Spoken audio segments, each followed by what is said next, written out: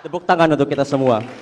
Saya kira Bapak Anies ini adalah salah satu dari capres-cawapres yang berani untuk adu gagasan bersama pemuda-pemudi di Kalimantan Selatan.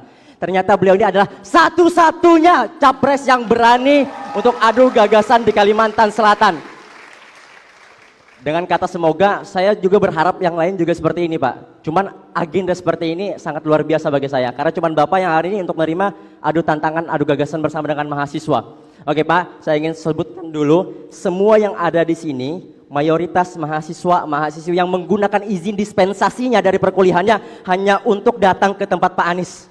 Jadi jangan kecewakan kami, Pak. Bapak datang ke sini mungkin satu waktu, tapi jangan kecewakan kami rakyat Kalimantan Selatan ketika kami menginginkan aspirasi itu sampai ke Bapak. Itu Pak. Oke, Bapak Anies ini santernya dikenal di laman-laman website dan juga dikenal di beberapa media sosial anti oligarki, kawan-kawan. Anti oligarki, paling nggak suka dan beliau ini melawan oligarki, katanya seperti itu. Nah Pak, kalau memang ini bukan gimmick Pak, ini bukan gimmick dan ini bukan clickbait bahwa Bapak melawan oligarki hari ini, maka saya adalah orang pertama yang bakal mendukung dan mendorong Bapak untuk jadi presiden kalau seandainya memang benar ingin melawan oligarki. Tapi kalau seandainya Bapak tetap mengingatkan dan tetap ingin berseteru dan bersenyawa dengan para oligarki, saya orang pertama yang menentang dan menantang Bapak Anies hari ini sebagai calon presiden. Itu kawan-kawan yang perlu kita perhatikan. Pertanyaan saya seperti ini Pak, kita kembali lagi, mohon maaf sensitif, membahas mengenai ibu kota Nusantara. Ini yang ingin kami tanyakan Pak, seperti itu. Jangan menggunakan bahasa yang generatif, jangan menggunakan tata kata karena beliau ini memang si ahli kata-kata kawan-kawan. Maka karena itu jangan gunakan bahasa yang jawaban setiap media sosial yang hari ini menawarkan untuk berbicara dengan Bapak mengenai IKN, itu selalu saja pasti jawaban Bapak bukan hanya IKN. Jangan IKN, tapi kota-kota kecil bisa menaik hingga menengah, menengah hingga besar. Jangan itu Pak, IKN ada di Kalimantan. Saya ingin tanggapan dari Bapak, bagaimana kalau seandainya IKN ini enggak Bapak teruskan dan ada ratusan ribu hektar lahan yang sudah dikonsesi dengan izinnya dan terbengkalai begitu saja. Bagaimana tanggapan Bapak? Saya mewakili anak-anak Kalimantan hari ini karena saya orang asli Kalimantan, saya primordial hari ini. Yang kedua, apakah Bapak akan turut dan akan menginginkan atau tunduk kepada ketum partai seperti capres-capres sebelumnya? Kalau seandainya satu waktu Bapak terpilih menjadi calon presiden, apakah Bapak akan ikut turut atau menerima tunduk kepada ketum partai yang mengusung Bapak? Yang terakhir Pak, ini menjadi masalah kami bersama, Undang-Undang ITE. Undang-Undang ITE. Akankah di 100 hari kerja Bapak akan membuka kembali pembahasan untuk mencabut Undang-Undang ITE, karena hari ini mahasiswa kalau ingin beraspirasi mengadvokasikan permasalahan di Kalimantan Selatan selalu saja dicekoki. Itu Pak pertanyaan saya, tolong ditanggapi Pak. Sekian. Oke. Makasih Bung Sunir. Jadi saya menyambut baik dan bahkan saya bilang kita itu ingin agar semua yang hendak dicalonkan itu ditanya apa saja. Kenapa? Ya karena nanti ketika berada di kepemimpinan akan berhadapan dengan urusan apa saja. Jadi jangan kemudian menghindari. Ada yang bisa kita jawab, ada yang kita bisa tidak jawab. Ada yang kita memahami, ada yang kita tidak memahami. Tapi satu hal yang pasti, kita terbuka untuk dialog dan itu yang kita kerjakan. Dan saya ingin sampaikan terima kasih teman-teman mengambil apa istilahnya tadi? Izin dispensasi ya, satu. Dan yang kedua, tadi ada pertanyaan, apakah Anda akan melawan oligarki? Tidak. Saya akan melawan ketidakadilan. Itu yang akan saya lawan. Oke? Kenapa? Saya tidak mau menjadi memusuhi satu pihak. Saya tidak memusuhi siapapun. Tetapi bila Anda melakukan hal yang tidak berkeadilan, maka tugas negara adalah menghadirkan keadilan. Jadi bukan subjeknya yang harus dilawan. Yang harus dilawan itu adalah prinsip ketidakadilan. Dan kita menyaksikan ada banyak ketidakadilan hari ini. Karena itu saya mengatakan perjuangan kami adalah menghadirkan keadilan. Dan dalam kami menggunakan istilah membesarkan yang kecil tanpa mengecilkan yang besar. Oke? Itu dalam semua prinsip. Menguatkan yang lemah tanpa melemahkan yang kuat. Dan itu yang harus kita lakukan. Tapi kalau kita sudah memutuskan saya mau melawan dia, maka kita jadi subjektif. Kita jadi diisi dengan kebencian. Kita bekerja dengan rasa marah.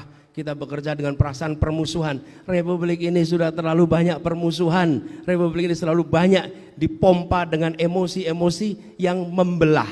Karena itu saya katakan kita ingin menghadirkan keadilan. Gitu ya. Lalu yang ketiga, IKN. IKN itu undang-undang, okay? Sudah ditetapkan sebagai undang-undang. Karena itu saya katakan sebagai undang-undang sudah jelas. Sekarang ada sumber daya nih, ada anggaran 400 sekian triliun. Mau dipakai untuk apa? Ya, mau dipakai untuk satu titik yang dimanfaatkan oleh pegawai negeri, oleh ASN yang nanti berada di situ apa? Aparat pemerintah.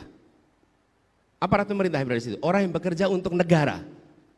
Di saat rakyat kita hari ini membutuhkan tambahan puskesmas, membutuhkan tambahan sekolah. Anak yang putus sekolah karena kurang sekolah masih banyak.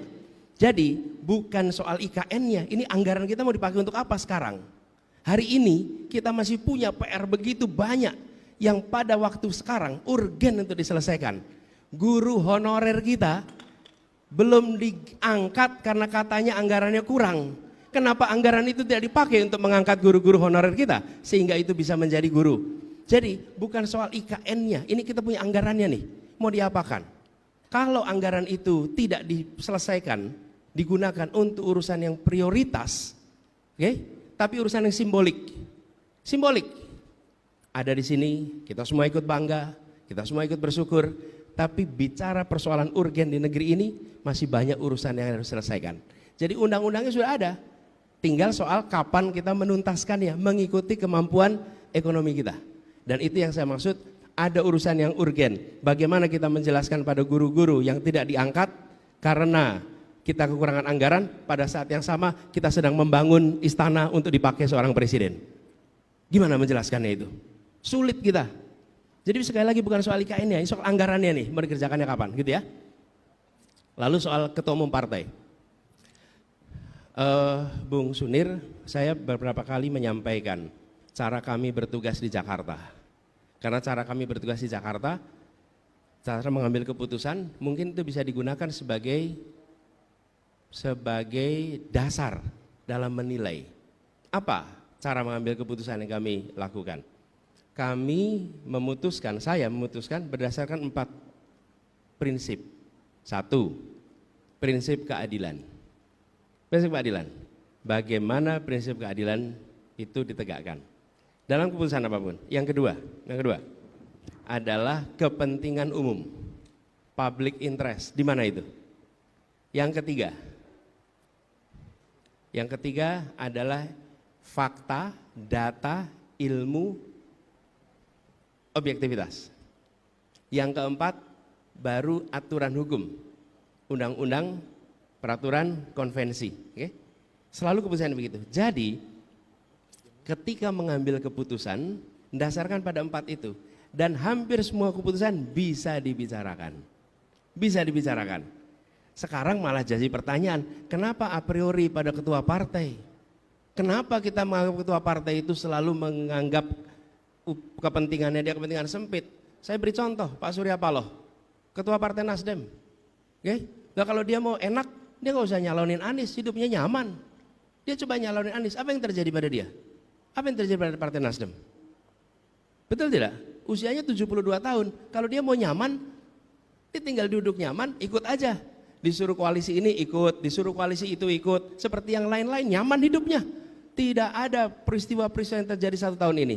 Jadi jangan anggap kalau ketua partai lalu otomatis dia tidak lagi mementingkan kepentingan umum dan mementingkan kepentingan negara. Masih banyak ketua-ketua partai kita yang membawa kepentingan itu. Oke? Nah, kita harus kritis. Saya setuju dengan Anda kritis, tapi jangan a priori. Karena kalau kita a priori, maka kekritisan kita hilang. Jadi jawaban saya, Bung Sunir itu. Lalu soal undang-undang ITE. Undang-undang ITE sudah berulang kali kami sampaikan. Malah waktu itu saya bilang ini, Bung Sunir, mungkin juga pernah dengar. Masa kita mau bilang Indonesia aja Wakanda. Indonesia dibilang apa? Konoha. Itu kan karena takut gitu. Demokrasi harus memberikan rasa kemerdekaan di dalam berpendapat. Dan semua aturan-aturan yang melarang itu harus ditiadakan. Terus pertanyaannya, komitmen Pak Anies apa? Komitmennya ditunjukkan di ruangan ini. Kita tidak membatasi siapa untuk bertanya apa di dalam forum yang seperti ini. Oke? Kan Bung Sunir kan tidak dilarang bicara, tidak ditandain, oh yang ini nggak boleh bicara. Enggak, semua boleh. Artinya apa? Besok juga ketika bertugas akan begitu. Dan ketika saya bertugas di Jakarta, sebagai contoh, saya udah kerja 5 tahun nih. Kelihatannya caci makinya banyak waktu itu. Serangannya nggak kira-kira dan terorkestrasi. Pertanyaannya, adakah di antara mereka yang melemparkan fitnah sekalipun pernah dilaporkan ke polisi oleh Gubernur Jakarta? 0. Tidak ada, sama sekali. Kalau media menulis keliru, maka saya tidak melaporkan ke polisi. Saya akan melaporkannya ke Dewan Pers, karena itu soal kode etik pers, bukan soal kriminal. Jadi komitmen itu bukan komitmen sekarang. Dan ketika saya seumur Bung Sunir, ketika ada majalah koran di Bredel, saya termasuk yang berada di paling depan berdemonstrasi untuk memprotes pemberontakan itu. Gitu ya? Oke. Oke, thank you ya. Tadi udah orasi, terus nambah satu pertanyaan buat teman-teman yang lain. Oke, waktu yang panjangan. Pertanyaan 3 soalnya tadi. Siap. Thank you. Jaga stamina. Terima kasih. Dan tadi dikatakan mudah-mudahan tidak satu-satunya, mudah-mudahan yang lain juga mau datang ke sini dan berdiskusi dengan anak-anak muda di Soalnya kalau sama aktivis tuh ngobrol lama Pak. Iya kan, udah orasi dulu tadi, pertanyaannya banyak pula buat kasih teman-teman yang lain.